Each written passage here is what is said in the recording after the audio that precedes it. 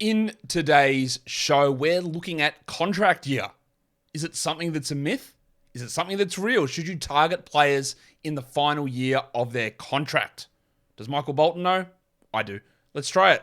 Thanks, Josh. It's Michael Bolton here, and it's time for another episode of the Locked On Fantasy Basketball Podcast. Let's get to it. Let's get to it, indeed. You are Locked On Fantasy Basketball, your daily fantasy basketball podcast, part of the Locked On Podcast Network.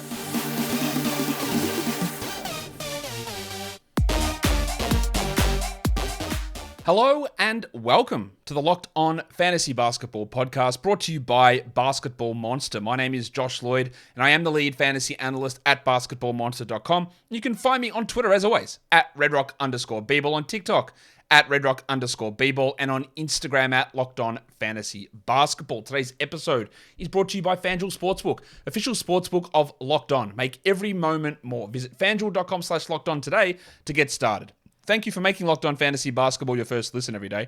We are free and we are available on all platforms. So, we're here to talk about contract years. And I know plenty of you have a lot of thoughts on this. It is something that gets bandied about willy-nilly without any thought in the media and on social media. And I do it every year. We look at the numbers, we break it down. I'll go through my methodology, and you can pick holes in my methodology. I'll pick holes in my methodology. That's just how it's done. But let's present the results. Do you know what they are? If you do, what's your opinion on how these results are going to look? Drop it in the comments or in the chat if you're watching live on YouTube, and let's get to it. In fact, should we get it on, Warnie? Let's get it on, Gilly. All right. So the first thing we have to define, and this is what happens in these off-season shows, we're going to define what we're talking about. What sort of statuses are we talking about here? Well, there's a few different ways that you can be in a contract year. You're an upcoming unrestricted free agent. That's the easy one. At the end of the season, your contract runs out and you are free to sign anywhere. The general theory of this is, in a sports situation, well, my contract is up, I'm going to play extra hard and I'm going to produce extra well, so I get a new contract. That's what people think. The money is the motivator to play well, therefore we target players in contract years. The straightforward situation. My contract is up, I have to now try hard to get my money. There are some people who take this even to an extra degree and go like, well, that player's in a contract year, so the team is going to play him more, so he produces more, which is, I think, insane. But some people believe that. Well, this guy's in a contract year. Of course they're going to give him more minutes. Yeah, okay. Don't think so. That's the straightforward one. The next one is a player option. We know what a player option is in a contract, or maybe we don't. Welcome if you're a new listener or a new NBA follower or someone who doesn't follow it as closely as me or many others do. What's a player option? A player option is at the end of the season, you have the option to take one more year on your contract. So you sign your contract and you can take that 1 year, or you think, hey, you know what? I actually want to leave the team, or if I go back onto the open market, I can make more money. The general rule with a player option usually is that if a player performs well, they will decline the option to become an unrestricted free agent, meaning basically players who are in player option seasons are playing as a contract year.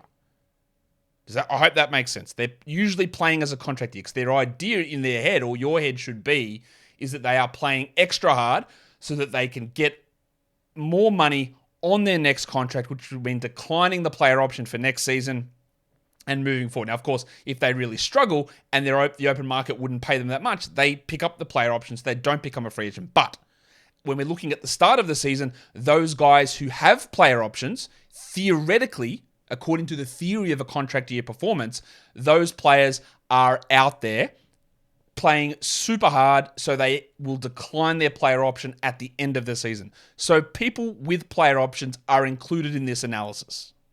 The next one is restricted free agents. So players coming off rookie deals.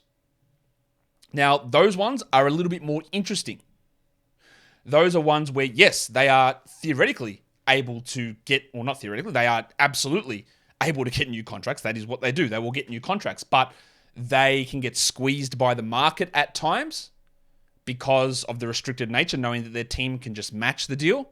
So that limits somewhat their overall earning potential. But the overall theory still applies. If they play super well, then they're going to earn more money on their new contract.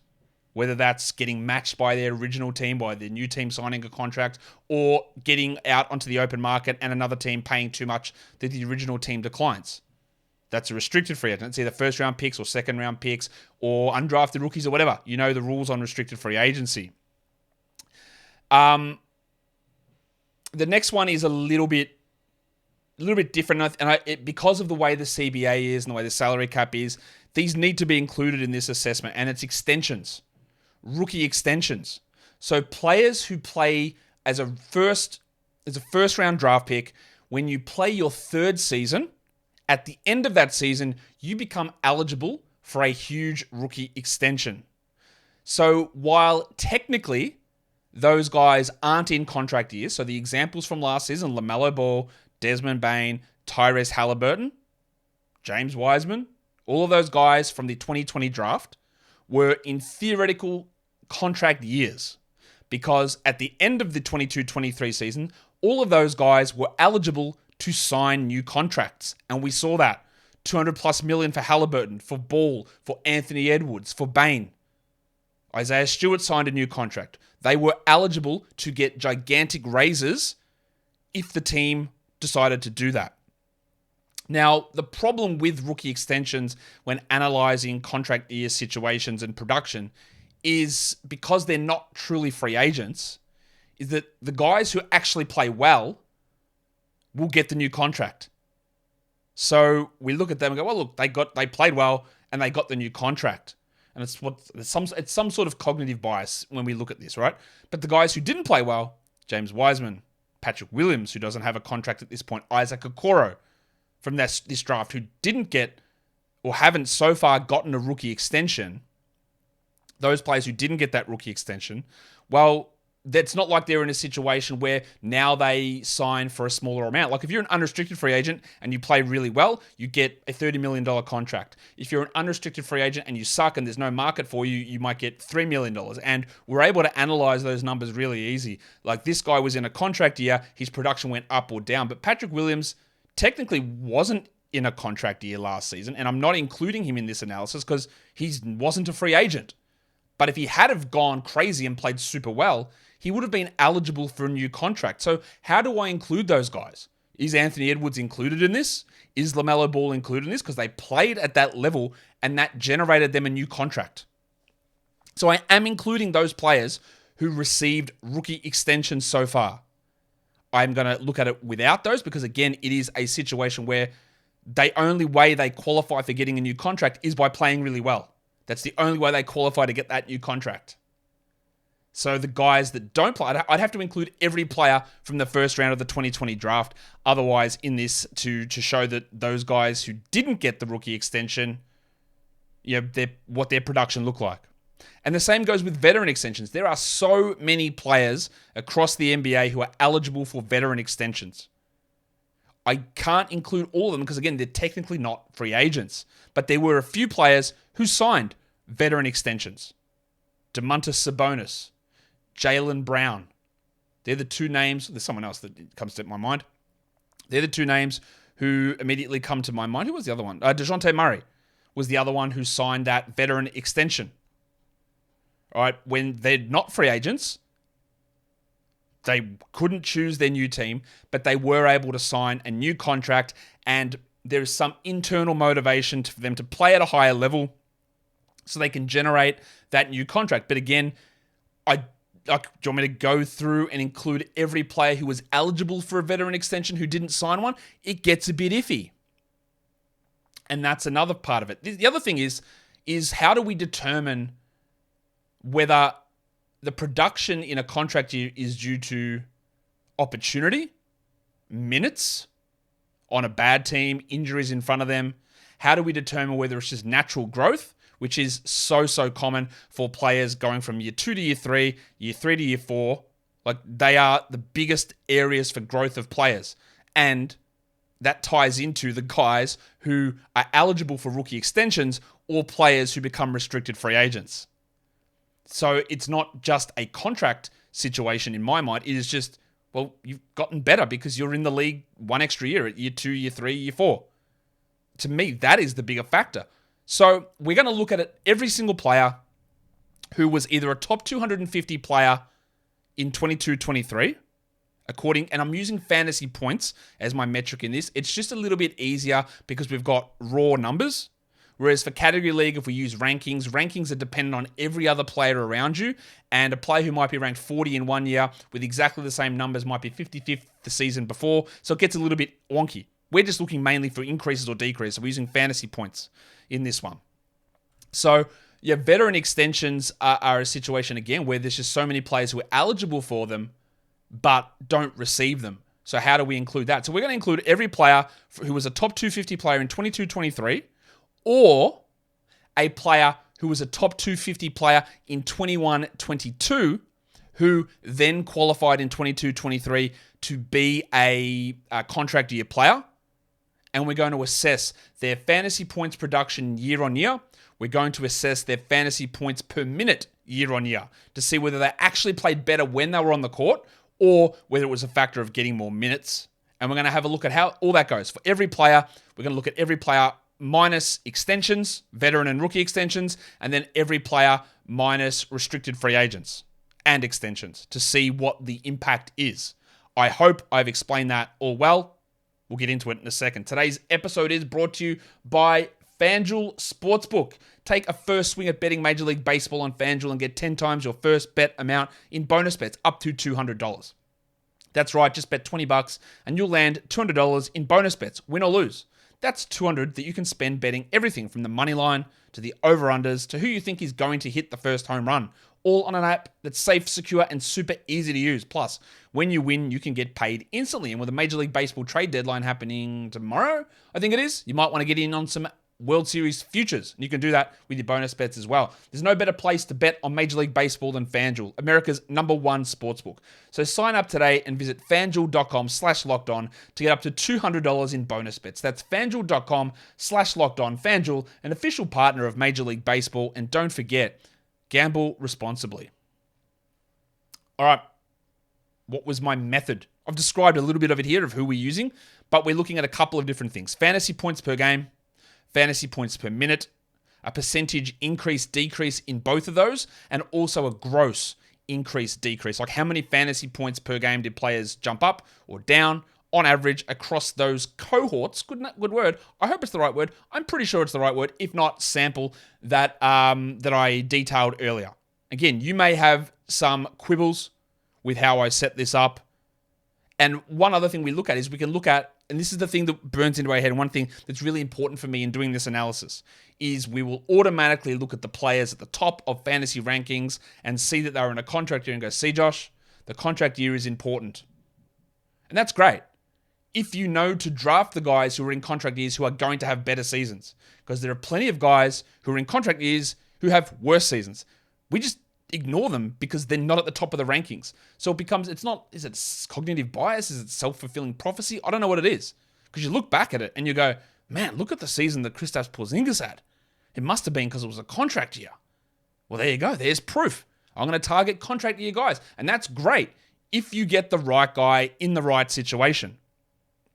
And I'd argue for Porzingis, the situation was very obvious that he was going to be in a better situation. And I took a bet on him in many, many leagues.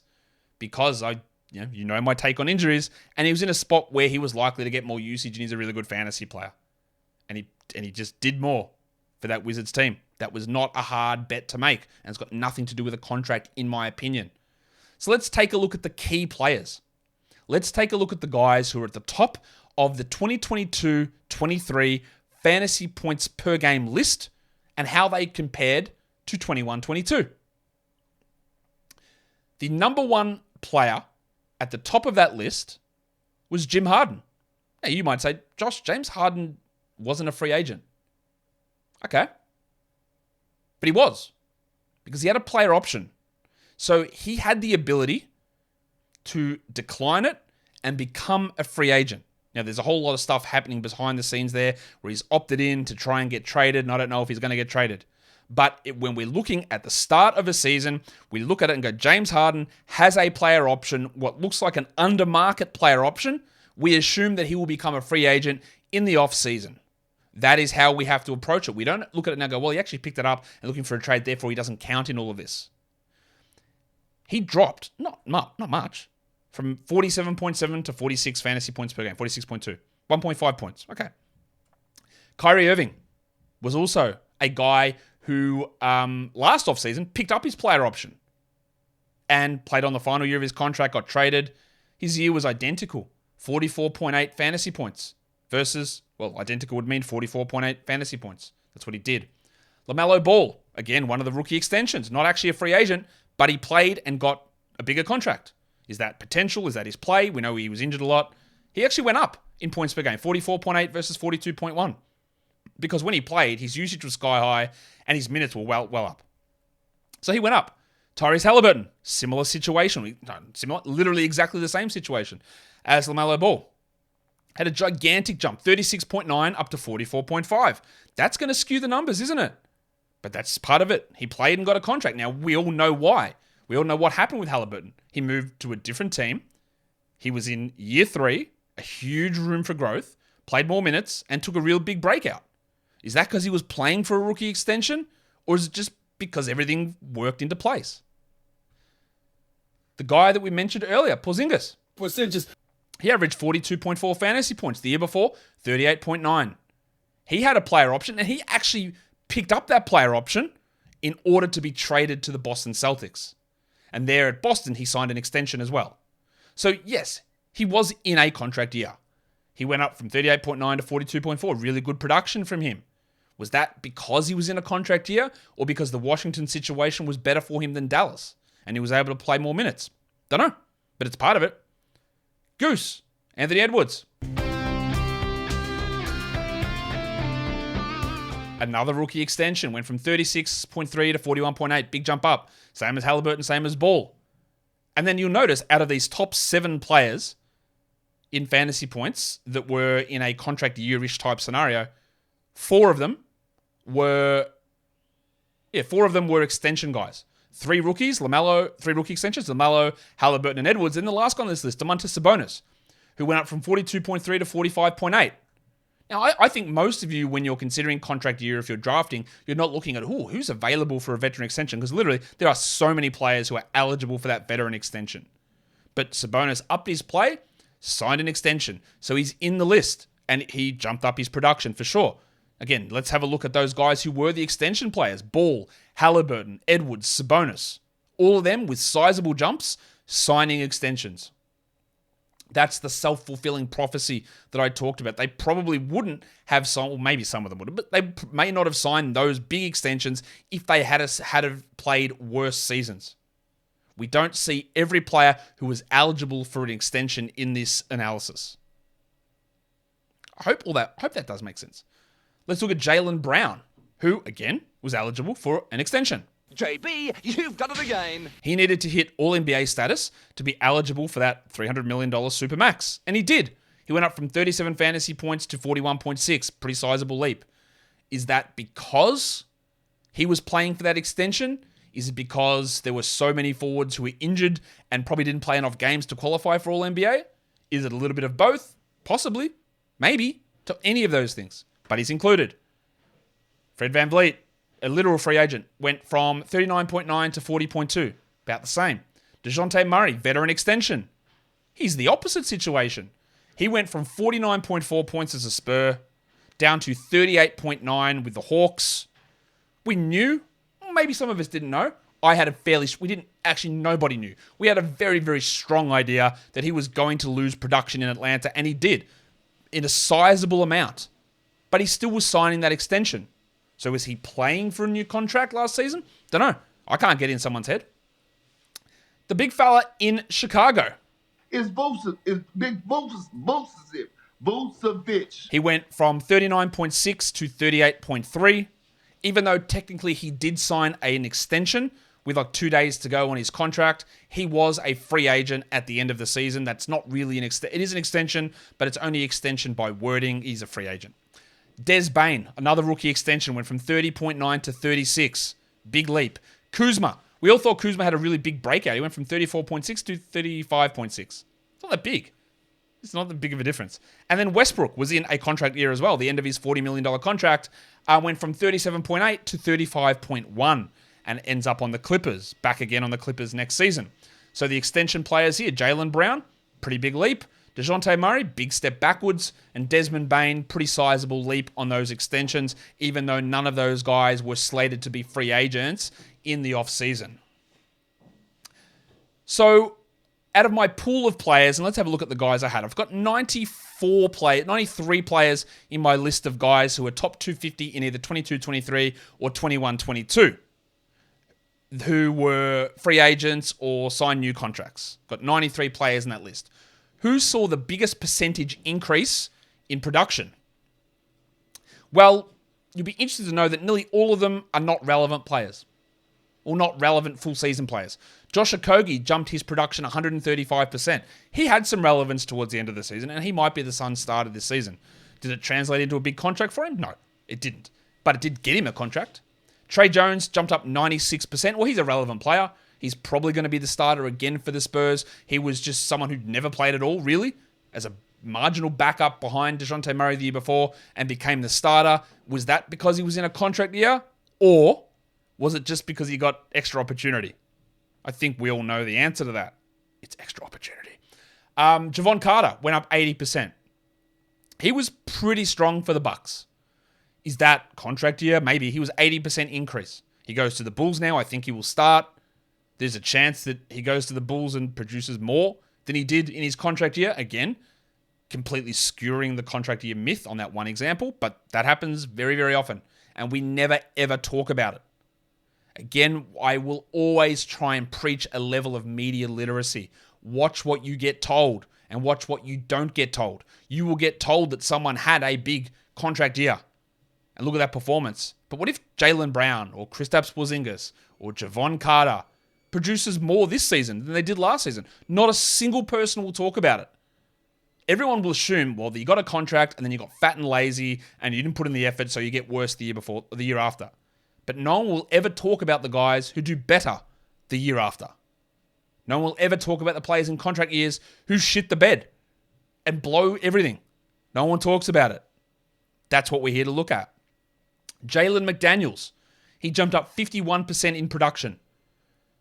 And it probably would have been more if he had played the entire season in Charlotte. But there was a big reason for it. LaMelo Ball out nearly all season. Miles Bridges are literally out all season. Gordon Hayward out half the season. Cody Martin out the entire season. So 4 rotation players were gone, so McDaniels played more minutes. Was it because he was fighting for a contract or because 4 players ahead of him in the rotation were out? Yep. Brook Lopez. Now, there was something to say here about Brook Lopez. 49% increase. Now, the year before, Lopez barely played. He had back surgery, played only a handful of games, and limited minutes. That is true. So he was always going to increase from that. He jumped up his minutes and his production went through the roof. But also, his production was better than it had been either of the 2 previous seasons. So maybe you can assign contract year production to that. It's a big leap, 49%. And we knew that was going to be a leap, but he also, again, leapt over some other previous seasons where he wasn't injured. Interesting one. Troy Brown Jr. went up 48%. He went from being an absolute non-factor to a guy starting games for the Lakers. Was that a factor of the Lakers' weird roster and rotation? Yes. Was it a factor of Troy Brown being awesome? No. And Keita Bates-Diop up 46% in production as well. That was because the Spurs shut blokes down towards the end of the season. Bates-Diop was able to start games. He was good. Is it because he was a contract year player? No, because he got a minimum contract. It didn't give him a big payday. He's got a chance to play a role for the Suns, but he jumped up significantly. What about the decreased players, the ones you never hear about? Do you know Frank Kaminsky played in the NBA this season? He was a top 250 player. I think he was actually a top 200 player in 21-22. His production dropped 72%. And where is he now? In his contract year, not signed, not on a team. The Red Rooster, Terry Taylor, down 70%. Remember that little run he had for the Pacers a couple of years ago? Well, he ended up on the Bulls on a 2-way at the end of last season and barely played and now is unsigned. The table, Montrezl Harrell, down 55%. He was in a contract year. He ended up he ended up declining his player option and re-signing with the Sixers. Was he good? No. Down 55%. Fartin Will Barton, traded to the Wizards, ended up being waived, signing with the Raptors. Guess what he is? An current, unsigned, unrestricted free agent for a bloke who I believe was top 130 in 21-22, heading into a contract year and completely shit the bed. Would you ever consider that as a contract year situation? No, you wouldn't. Or no, most people wouldn't because he played worse, so we ignore it. Justin Holiday, played with Atlanta, went to Dallas, was bad in both spots. Now he's with Denver. His production dropped 50%. Cool. Chimezie Metu, down 46%. He's now with the Suns. Darius Baisley was actually a restricted free agent. Ended up traded to Phoenix. They didn't really play him. And now he's in Brooklyn. He was a top 160 player, I believe, in 21-22. Heading into a restricted free agent season, heading into year 4. And did nothing. Down 45%. So they're the other side that you don't hear about. Are you ready for the results? I think you know where it's going to go. Out of the 93 players that I looked at, this is what happened. The fantasy points per game change year over year for these 93 players, it dropped 2.5%. The fantasy points per minute change dropped 0.9%. So a lot of it is minutes related, but that's the change. The raw change, those players on average scored 1.33 fantasy points per game less. And again, you can be selective if you want. You can only look at top 100 players. You can only look at the top 20 players. But again, that's self-fulfilling. It means that the guys who did really well, it must be because they were in a contract year. The guys who did really poorly well, it's something else. But over those 93 players, including the veteran extensions, the rookie extensions, and the restricted free agents, they were 1.33 fantasy points worse off. The fantasy point per minute raw change, it was negative 0.01 fantasy points per minute. Negligible. Now, what I am not telling you here is that players in contract years will get worse. That is not what I am telling you at all. It's just not true. I am not here to tell you avoid players in contract years. Do not do that. That's not what I am saying at all. I've got to really be stressful at that point. Just because that this batch of players dropped 1.33 fantasy points on average, that does not mean that we avoid fantasy players in contract years. We don't do that. What this again shows to prove for about the 6th year in a row that I've done this analysis is that it doesn't matter.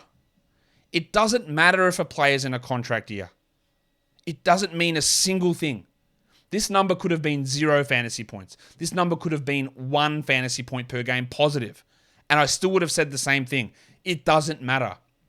When you've got a change of 2.5%, whether it's a positive number, a negative number, it should not adjust your thinking in the slightest.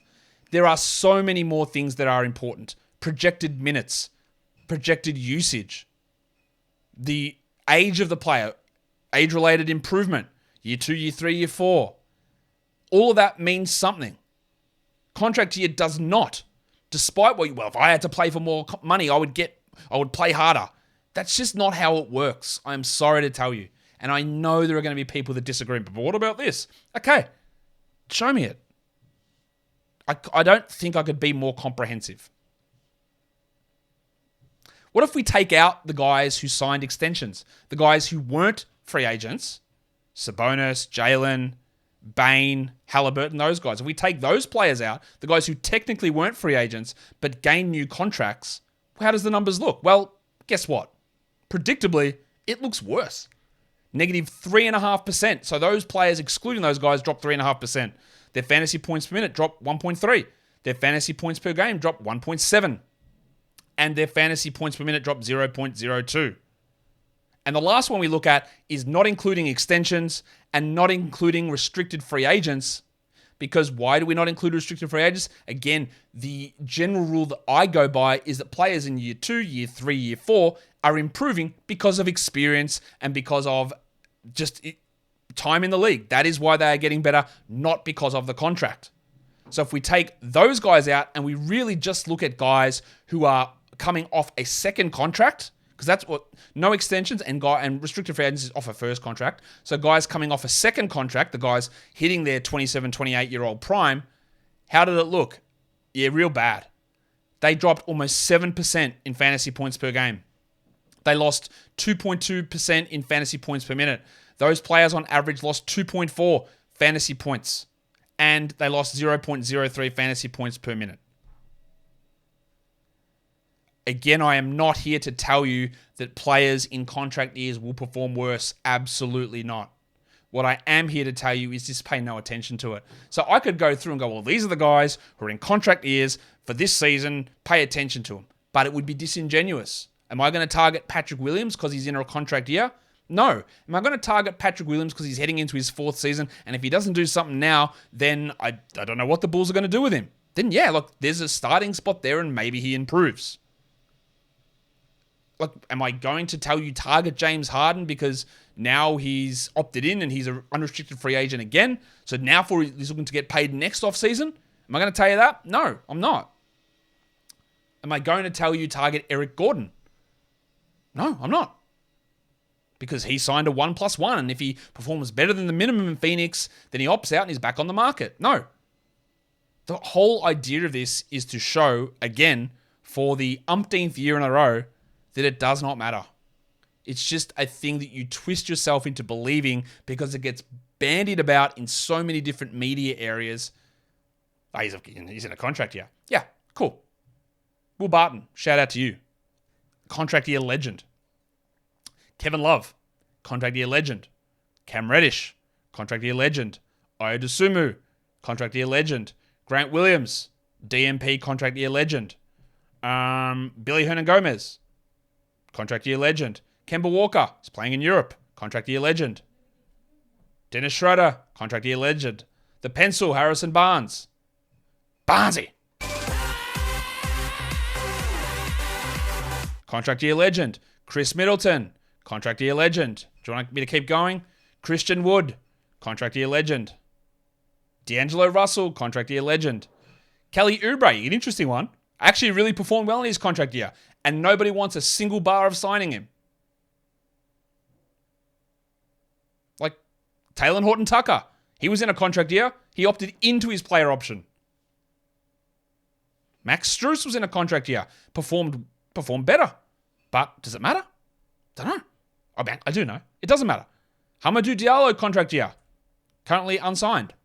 Thomas Bryant, contract year. Cool. Yep. Did it work out well? No. And that is my analysis. But tell me how you're going to look at this. How are you going to use this information? How are you going to disagree with it? If you are, or do you fully agree? It is way more important to focus on minutes, usage, situation, than looking at contract year. That is how you will have more success. Follow this podcast on Apple Podcasts, Google Podcasts, Stitcher, Spotify, and on the Odyssey app. And if you are on YouTube, fight me in the comments, or don't. Give it a thumb up, subscribe, hit the notification bell. Guys, we are done here. Thank you so much for listening, everyone. See ya.